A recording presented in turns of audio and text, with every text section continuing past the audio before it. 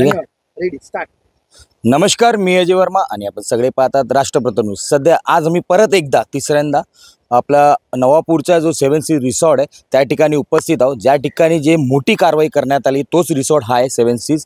आज इकडे सर्व भूमिपुत्र आणि स्थानिक नेते इकडे आलेले आहे आणि त्यांनी जायजा केलेला आहे का इकडचं त्यांचं निवारण काय हेतू ते काय करणार आहे. आज आमच्याशी चर्चा करता असताना स्वतः इकडचे भूमिपुत्र आणि काँग्रेसचे माजी सरचिटणीस विजय पाटील जी आहे आणि त्यांनी पण आपलं मत मांडलं आहे. ते सांगितलं आहे का हे भूमिपुत्रांचं जे पण नुकसान भरपाई जे मुख्यमंत्री यांच्या आदेशानंतर झालेलं आहे त्याच्यावरती ते पुढे जाणार आणि त्यांचं शिष्टमंडळ आणि पूर्ण ते मंत्रालय सुद्धा पोहोचणार आहे. आणि तसंच तिकडचे जे ॲडव्होकेट आहे निमेश वसा ह्यांनी पण सुद्धा पुढाकार घेतलेला ह्या लोकांना वाचवण्यासाठी. आता बघण्यासारखं असेल का प्रत्येक भूमिपुत्रांचे नेते ह्या गावकऱ्यांसाठी उभे राहणार आहे आणि गावकऱ्यांचं पण असंच म्हणणं आहे का हे सर्व एकत्र येऊन एक माणसासाठी ते असे 150 लोकांचं घर उद्ध्वस्त केलेलं आहे त्यांना न्याय भेटणार का हे बाबची गोष्ट आहे. पण आता सध्याची परिस्थिती आहे जे 150 लोकांचं घर उद्ध्वस्त झालं आहे त्यांचा माघार आणि पुढार कोणच नाही आहे. त्यांचे खाणेपिणे त्यांचे राहण्याची गोष्ट त्यांच्याकडे नाही आहे. कारण की आता त्यांचा येणारा काळ तो कसा असेल ते मुख्यमंत्र्याला विचार केला पाहिजे होता.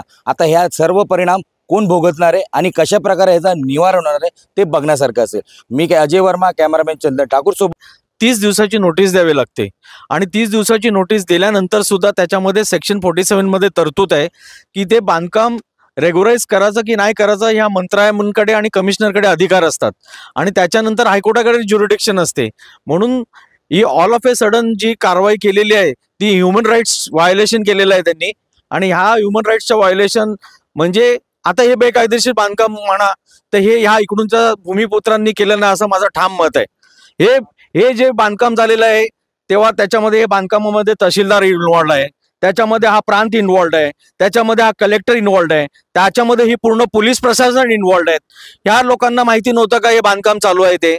MRTPच्या सेक्शन 56A मध्ये क्लिअर कट प्रोव्हिजन दिलेली आहे की असं बांधकाम जर कुठलं बेकायदेशीर चालू असेल तर त्या अधिकाऱ्यांवर कारवाई करायची. मग आता 56A प्रमाणे त्या अनिल पवार कमिशनरवर कारवाई करणार का शासन?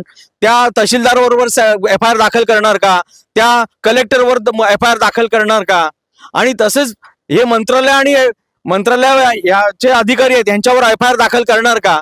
म्हणजे ऑल ऑफ ए सडन ही जी कारवाई केलेली आहे टोटली बेकायदेशीर कारवाई केलेली आहे आणि ह्युमन राईट्सचं व्हायोलेशन केलेलं आहे. ह्यांना पूर्ण जो नुकसान भरपाई आहे ती पूर्ण मिळाली पाहिजे. त्याच्यासाठी मी तत्पर राहीन आणि त्याच्यासाठी ह्युमन राईट्समध्ये पिटिशन फाईल करीन, सिव्हिल कोर्टात जाईन, हायकोर्टात जाईन आणि सुप्रीम कोर्टापर्यंत पण जाईन. पण यांचं जे झालेलं नुकसान आहे हे पूर्ण त्यांना वसूल करून देण्याची जबाबदारी मी घेतो. त्यांचे जे कस्टमर आलेले ठाण्यावरून ते वर ते दुपारी 1 वाजता आले आणि 1 वाजता आल्यानंतर हे एंट्री देत नव्हते ना. काही 1 वाजता आमचा लंचचा टाइम आहे. परंतु त्या लोकांनी सांगितलं आम्ही सिंधीची माणसं आहेत. सिंधीची माणसं असल्यामुळे त्यांनी ह्या आमच्या लोकांनी रिस्पॉन्स दिला. त्याने चांगल्या पद्धतीने एंट्री दिली आणि राहण्यासाठी त्याला AC रूम दिले आणि चांगल्या पद्धतीने त्यांची सेवा केली गेली. परंतु परतीच्या वेळेला त्यांचा तो एक व्यक्ती होता तो बायपास झालेला ऑपरेशन होतं त्याचं आणि एक रिक्षावाल्याची त्यांची मसमस वगैरे झाली आणि त्यांच्यातून आमच्या रिसॉर्टवाल्यांचा काही संबंध नाही. तेव्हा त्या चक्करून तो माणूस पडला गेला तेव्हा नंतर हॉस्पिटलात पोचला गेला. परंतु त्यांना नंतर डॉक्टरांच्या रिपोर्टप्रमाणे त्याचं बायपास झालेलं आणि त्यांना भीतीपोटी त्याचा मृत्यू झाला असं. पण त्या लोकांनी आमच्यावर खोटा आळ टाकलाय आणि आमची माणसं जवळजवळ 8-10 माणसं आतमध्ये आहेत. परंतु ही आजचा ती कारवाई झाली ती कारवाईची कुठलीही आम्हाला पूर्ण कल्पना दिली नव्हती. अकस्मात 12, 11, 1 वाजता त्यांची कारवाई चालू झाली परंतु काहीच करू शकले ना आम्ही. आणि आमची माणसं आतमध्ये ना आमची काही बाई माणसाने बरोबर आक्रोश केला गेला आणि पूर्ण बंदोबस्त जबरदस्त बंदोबस्त होता आणि कुठलीही कल्पना नंतर ही कारवाई झालेली आहे. आणि खरोखरच तुम्ही बोलल्याप्रमाणे उद्ध्वस्त झालेले आहेत. ते पॉयझन केल्याने त्यांना पैसे पण नाही अशी परिस्थिती झालेली आहे.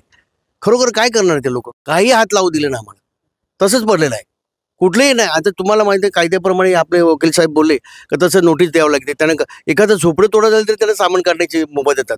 तसं काही न करताना हा फक्त एवढंच की मंत्र्याची हुकुमशाही माझा आरोप आहे की तुम्ही प्रथम नागरिक आहात या महाराष्ट्राचे. तुम्ही अगोदर तुमच्या व्यक्तीचं काय झालं असेल पूर्ण सूचना जर कधी इन्क्वायरी करा तिकडे किंवा एक वर्षभर त्यांना सील लावा. तसं कधी आम्ही मान्य केलं. आमची माणसं तुम्ही आरोप दिल्याप्रमाणे आमच्या आतमध्ये आम्ही तुम्ही हजर केली आणि ही कारवाई त्यांना शोभते का असं करायचं ते करूच.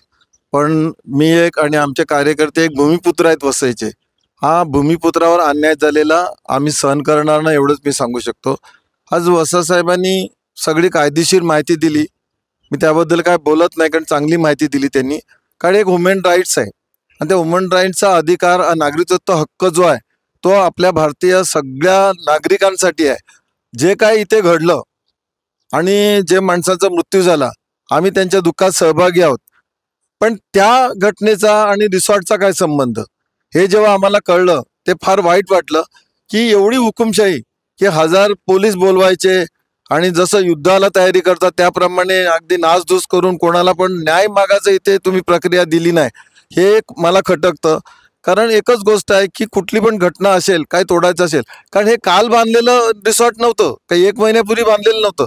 आज वर्षाचं रिसॉर्ट आहे. मग तुम्ही अधिकारी काय झोपले होते का? ते जर बेकायदेशीर असेल तर जेव्हा तुमचे पाहुणे येतात अधिकाऱ्यांचे, तेव्हा रिसॉर्टवाल्यांना फोन करतात, अरे बाबा आमचे पाहुणे आले, जरा साहेब सांभाळून घ्या, त्यांचा पाहुणचार करा. हे त्या रिसॉर्टचा फायदा घेणारे एक अधिकारी असतात. मग ह्या टायमाला तुम्हाला हे रिसॉर्ट अनधिकृत दिसलं कसं? मग त्या अनधिकृत रिसॉर्टमध्ये तुम्ही तुमचा पाहुणचार कसा करून घेता? ह्या आम्ही खपवून घेणार नाही. आम्ही रिसॉर्टवाल्यांच्या आणि गाववाल्यांच्या पाठीमागे आहोत. कारण ज्या टायमाला इथे रिसॉर्टची प्रक्रिया 1991-92 साठी झाली, त्या टायमाला माझं सुद्धा एक प्रोजेक्ट दिल्लीवरनं पास झालं होतं आणि त्या टायमाला एक खत्री म्हणून इथे नवीन तहसीलदार आले होते. त्या टायमाला CRZचा कायदा लावून ह्या लोकांना जे नोटीस मारल्या होत्या, योगायोगाने माझं सुद्धा जे हॉटेल होतं ते CRZच्या म्हणजे कायद्यात बसणार होतं. पण मला सुद्धा नोटीस मारली होती. मी दिल्लीवरनं त्या टायमाला जे नोटिफिकेशन आहे CRZचं ते आणलं आणि त्याच्या नियमामध्ये आमचे रिसॉर्ट हे सगळे बसणारे होते. मग मी तहसीलदारला ते पत्र दिलं आणि ह्या अर्नाळ्या माझ्यावर तर कुठली पण कारवाई झाली नाही. पण एक चांगला अधिकारी होता की आनंद रिसॉर्टवाल्यांना सांगितलं की बाबा तुम्ही विजय पाटलाकडे एक चांगलं नोटिफिकेशन आहे CRZचं, ते आणा आणि त्याचा अर्ज जोडून ते जोडा आणि त्याच्यामध्ये ह्या रिसॉर्टची उत्पत्ती झालेली आहे. मला अभिमान आहे की मी माझ्यासाठी केलं, पण ते लोकांना पण उपयोगी पडलं. पण आता जे इथे रिसॉर्टमध्ये भूमिपुत्र आमचे जे काय धंदा करतात, रोजगार देतात, आज इथे समजलं मला की याच्यामध्ये 100-125 माणसं इथे काम करत होतं. मग त्या कामवाल्यांच्या रोजगारांचं काय? म्हणजे कुठली पण पर्वा न करता, कारण मुख्यमंत्री असेल, कुठले मंत्री असतील किंवा आमदार असेल, नगरसेवक असेल, सरपंच असेल, हा जनतेचा सेवक म्हणून त्यांनी वावरलं पाहिजे. उलट जर अधिकाऱ्यांनी कारवाई केली तर पहिला त्यांनी नागरिकांची बाजू मांडली पाहिजे, नागरिकांना न्याय देण्याचा प्रयत्न केला. पण इथे उलटं घडतं. याचं कारण काय की आपली जनता आपली भोळी आहे. ज्यांना निवडून दिलं का ते त्यांचे बाप बनतात, आपले बाप बनतात. ते आता खपवून घेतलं जाणार नाही. आम्ही मंत्रालयापासून याचा जाब विचारणार. पहिला आम्ही एक शिष्टमंडळ जाऊन महानगरपालिकेमध्ये याचा गुरुवारी जाब विचारू आणि मग पुढच्या कारवाईला आम्ही जे पण ज्यांचं घटना घडलंय त्यांचं नुकसान भरपाई त्यांना न्याय देण्यासाठी आम्ही नक्कीच वसईकर म्हणून मदत करू.